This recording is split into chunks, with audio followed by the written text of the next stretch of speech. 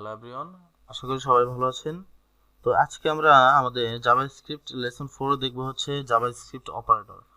তো জাভাস্ক্রিপ্টে আসলে কত ধরনের অপারেটর আছে, তো আজকে আমরা এটা নিয়ে বিস্তারিত কথা বলবো। আর আমি আপনাদেরকে কিছু মানে স্যাম্পল দেখাবো, আর কোনটা কোন অপারেটর আমি আজকে আপনাদেরকে তা বোঝানোর চেষ্টা করব। তাহলে চলুন শুরু করা যাক। তো প্রথমে আপনার কোড এডিটরটা ওপেন করবেন। তো এখানে আমি ওপেন করে রেখেছি। তো এখানে মূলত আমি বডির ভিতরে কাজ করব। আমি মানে এক্সট্রা কোনো জাভাস্ক্রিপ্টে ফাইল নিচ্ছি না আপাতত। এটা আমি যখন প্রজেক্ট করব তখন আমি এটা নিয়ে কাজ করব। সো আমি এখানে নিচ্ছি যে স্ক্রিপ্ট ট্যাগ নিচ্ছি। এরপর আমি এখানে নিলাম ডিভ আইডি, একটা আইডিও নিচ্ছি, সে সাপোজ ডাটা নাম দিলাম।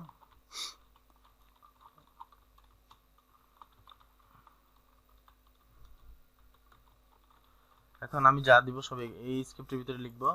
সো প্রথমে আমরা দেখব হচ্ছে অ্যারিথমেটিক অপারেটর। অপারেটর অনেক ধরনের আছে। সাপোজ আমি এখানে কিছু টাইপ করছি, মানে লিখে দিচ্ছি কয়েকটা আপাতত অপারেটরস। ঠিক আছে, সো অপারেটরস এর মধ্যে প্রথমত আমরা যেটা দেখব সেটা হচ্ছে অ্যারিথমেটিক অপারেটর, অ্যাসাইনমেন্ট অপারেটর, যাই হোক, তারপরে কম্প্যারিজন অপারেটর,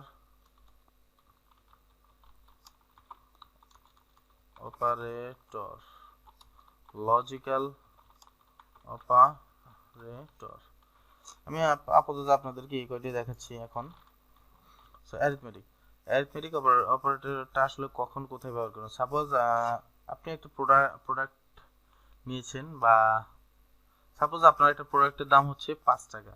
ঠিক আছে, এখন আপনি চাচ্ছেন যে আপনি এটা ক্যালকুলেটর মানে নিজে মানে খাতা কলমে না লিখে বা ক্যালকুলেটরের হিসাব না করে না বসানোর চেয়ে, মানে আপনি চাচ্ছেন যে এটা অটোমেটিক যাতে ক্যালকুলেট হয়ে সংখ্যাটা চলে আসে। তো আপনি মূলত এটা কিভাবে করবেন, মানে জাভাস্ক্রিপ্ট দিয়ে মানে ক্যালকুলেশনটা অটোমেটিক্যালি যাতে সে করে ফেলে যখন আপনি সিলেক্ট করবেন বা দিবেন।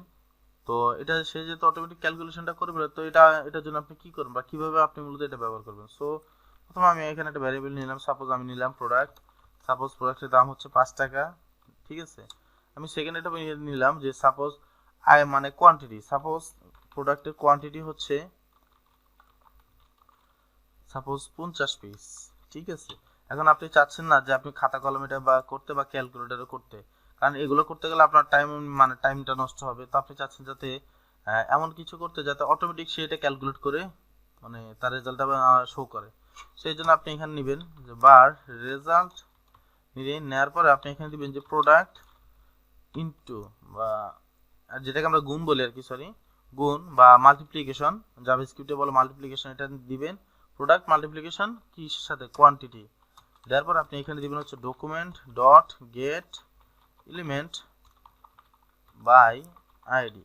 ওকে, এখানে আপনি সাপোজ এখন যদি দেন, আচ্ছা আইডি হচ্ছে কি ডাটা, তারপর আপনি এখানে দিয়ে দেন ইনার HTML, আপনি এখানে দিয়ে দেন জাস্ট রেজাল্টটা দিয়ে। এখন আমি যদি ব্রাউজারটা আমার রিলোড করি, এই যে দেখেন 250 টাকা। ঠিক আছে, সাপোজ আমি এখানে একটু লিখে দিই প্লাস টাকা। ঠিক আছে, আমি এখানে দিলাম জাস্ট আপনাদের বোঝার জন্য যে আমরা কিভাবে কি করছি।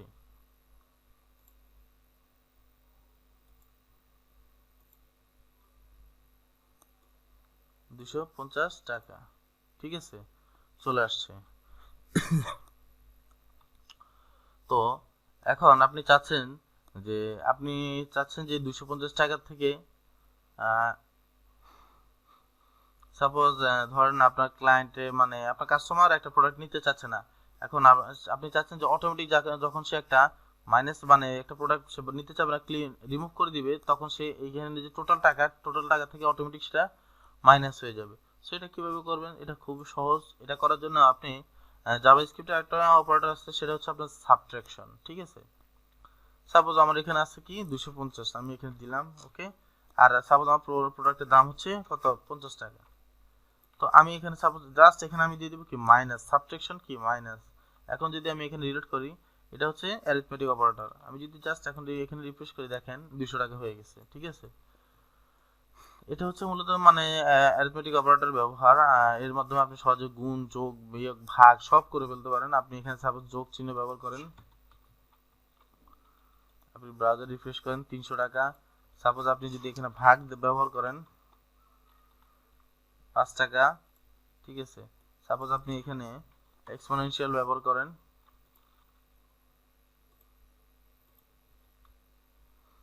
এক্সপোনেনশিয়াল ব্যবহার করার ফলে রেজাল্ট আসছে এটা।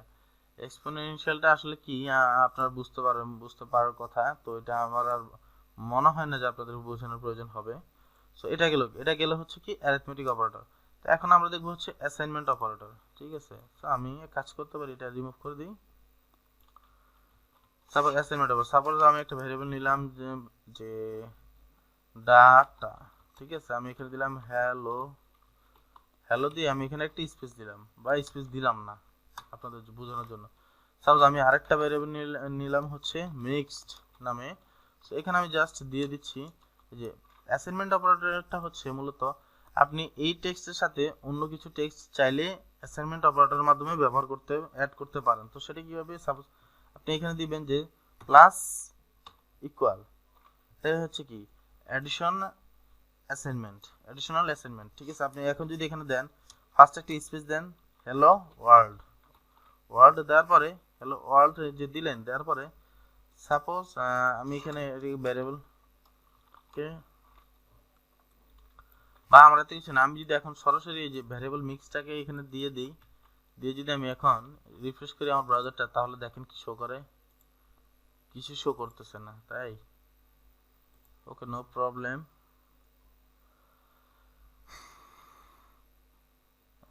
এখানে মেবি আমার একটু ভুল হয়েছে কোথাও, ভার মিক্সড, আচ্ছা এক কাজ করি, আমি সরাসরি এটাকে আরেকটা ভ্যারিয়েবলের মধ্যে নিয়ে নিই, বা আমি এখানে দিলাম ভার ওয়াই ইকুয়াল টু, এখানে দিয়ে দিচ্ছি কি মিক্সড। আমি যদি এখন বার ওয়াইটাকে এখানে রিফ্রেশ করি, মানে দিয়ে দিই, মেবি শো করতেছে নাকি। আচ্ছা আমাদের এখানে কি প্রবলেম আমি একটু দেখি, চেক করি।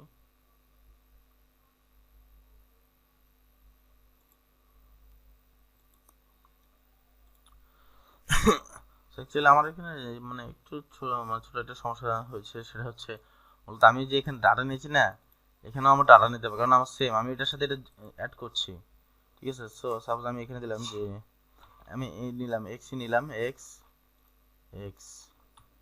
এখন আমি জাস্ট এখান থেকে যদি আমি এক্সটাকে দিয়ে দিই, শো করি এক্স, ব্রাউজারটাকে রিফ্রেশ করি, এখন এই যে জাস্ট এখানে তেমন কিছু না, এই যে দেখেন আমার এটা শো করতেছে। আমার এখানে ভুল হয়েছে, জাস্ট আমি মানে এখানে একটা ভ্যারিয়েবল নিচ্ছি না, কারণ আমি এই ভ্যারিয়েবলটার সাথেই তো মূলত এই ভ্যারিয়েবলের মধ্যেই তো এখানে মানে আলাদাভাবে মানে অতিরিক্ত যে টেক্সট এটা এখানে অ্যাড করতে চাইতেছি, ঠিক আছে। তো সেক্ষেত্রে কি করতে, আমরা এই যে সেম ভ্যারিয়েবলটাই এখানে দিতে হবে, দিয়ে যে অ্যাসাইনমেন্ট মানে অ্যাডিশনাল অ্যাসাইনমেন্ট অপারেটর বলে এটাকে মূলত। আপনার প্লাস প্লাস ইকুয়াল মানে কি হচ্ছে, যে এই যে এখানে যেটা আছে হ্যালো, হ্যালোর সামনে বসবে কি প্লাস, এরপরে এখানে কি হবে, এই যে এটা মূলত এটার সাথে যোগ হয়ে যাবে আর কি। তো এটা হচ্ছে কি মূলত আপনার অ্যাসাইনমেন্ট অপারেটর। সাপোজ আপনি যদি আমি সাপোজ এখানে নাম্বার দিয়ে বোঝাচ্ছি, 10 দিলাম, 10 দিয়ে সাপোজ আমি এখানে দিলাম 5, ওকে, বা আচ্ছা 5 দিলাম। জাস্ট আমি যদি এখন রিফ্রেশ করি, দেখেন 15 দেখাচ্ছে। সাপোজ আমি যদি এখানে মাইনাস দিয়ে দিই, তাহলে কি দেখাবে, 5। সাপোজ আমি এখানে দিয়ে দিলাম ডিভিশন, এখন কি দেখাবে 2। তারপর সাপোজ আমি দিলাম হচ্ছে মাল্টিপ্লিকেশন, এখন কি দেখাবে 50। তারপর সাপোজ আমি দিলাম মডুলাস, এখন কি দেখাবে, অবভিয়াসলি 0, ঠিক আছে। তারপরে সাপোজ আর কি আপাতত এই দুটোই মানে এই কটি মানে আপনারা প্র্যাকটিস করতে থাকেন। তো এটা গেল হচ্ছে কি আমাদের অ্যাসাইনমেন্ট অপারেটর, ঠিক আছে। এরপরে মূলত আমরা ব্যবহার করব কম্পারিসন অপারেটর। তো কম্পারিসন অপারেটরটা আসলে কি? কম্পারিসন অপারেটর হচ্ছে মূলত কম্পেয়ার করা। ঠিক আছে, সাপোজ আমি এখানে একটা ভ্যারিয়েবল নিলাম, ভ্যারিয়েবল ইকুয়াল টু 5। ঠিক আছে, ভ্যারিয়েবল ইকুয়াল টু 5 না, variable x equal to 5। Suppose আমি কম্পারিসন অপারেটর মূলত এখন আমি মানে এটা মূলত ব্যবহার করে কম্পেয়ার করার জন্য আর কি, তুলনা করার জন্য একটা আরেকটার সাথে। সাপোজ আমি এখানে দিলাম আরেকটা ভ্যারিয়েবল নিলাম, ভ্যারিয়েবল y4। ঠিক আছে, আমি এখানে একটা কন্ডিশন নিতে পারি। এটা মূলত ইফ এলস স্টেটমেন্ট, এটা আমি এটা আপনাদের একটু পরে নতুন একটা ভিডিওতে বুঝিয়ে দিব। সাপোজ আমি এখানে নিলাম যে var x গ্রেটার দেন যদি 4 হয়, তাহলে সে এখানে শো করবে document dot get element by ID. আইডিটা কি হচ্ছে? আমাদের data inner html equal to, মানে যদি y হয়, আচ্ছা সাপোজ এটা বাদ দিয়ে দিলাম, যদি y হয় না, তখন সে এখানে একটা অ্যালার্ট শো করবে যে alert x is greater than y, সে একটা অ্যালার্ট শো করবে আমাদেরকে। সো সাপোজ এখন যদি আমরা আমাদের ব্রাউজারটা রিফ্রেশ করি, যদি আমাদের কাজ করে, তাহলে একটা অ্যালার্ট শো করবে আর আমরা এটা দেখতে পাবো, refresh x is greater than y। ঠিক আছে, এটা হচ্ছে মূলত কম্পারিসন অপারেটর। আর নরমালি এভাবে মূলত এগুলো ব্যবহার করে। ঠিক আছে, সাপোজ আপনি দিলেন যে x not equal y, x যদি মানে y সমান না হয়, তখন দিবে দেখাবে যে x is not equal x is not equal, just এতটুকু দিলাম, refresh x is not equal। ওকে, দেন আবার রিফ্রেশ করেন x is not equal। এটা হচ্ছে কি মূলত কম্পারিসন অপারেটর। তারপর দেখবো হচ্ছে লজিক্যাল অপারেটর। সাপোজ আমরা দুটো ভ্যারিয়েবল নিলাম এখানে। ঠিক আছে, সাপোজ আমি এখানে দিলাম যে ইফ x ইকুয়াল বা x and y যদি x হয় এবং y ও হয়, তখন সে এখানে মূলত এই ধরনের কন্ডিশন আপনার সচরাচর আপনার ই কমার্স ওয়েবসাইটের ক্ষেত্রে খুব বেশি ব্যবহৃত হয়। অ্যালার্ট ওকে,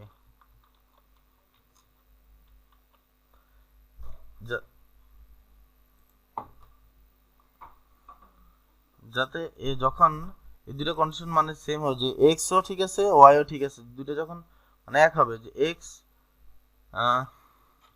সাপোজ আপনি একটা কন্ডিশন দিতে চাচ্ছেন, যে আমি আপনাদের বোঝানোর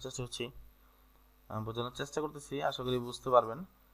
সাপোজ আপনি চাচ্ছেন যে আপনার এই কন্ডিশনটা যখন সেম হবে, এটা যখন মানে এটাও যদি ঠিক থাকে, এটাও যদি ঠিক থাকে, তখন সে একটা অ্যালার্ট শো করবে। তো আপনি দুইটা কন্ডিশন মানে ভ্যারিয়েবল কিভাবে দিবেন, মানে কিভাবে যে মূলত জাস্টিফাই করবেন বা চেক করবেন যে আপনার এই দুইটা ঠিক আছে, যদি দুইটা ঠিক থাকে তখনই সে এখানে একটা অ্যালার্ট শো করবে। সাপোজ আমি এইভাবে দিলাম যে এক্স এবং ওয়াই যদি মানে এক হয় বা ঠিক হয়, তখন সে এখানে শো করবে ওকে, তার মানে আমার এটা কাজ করতেছে।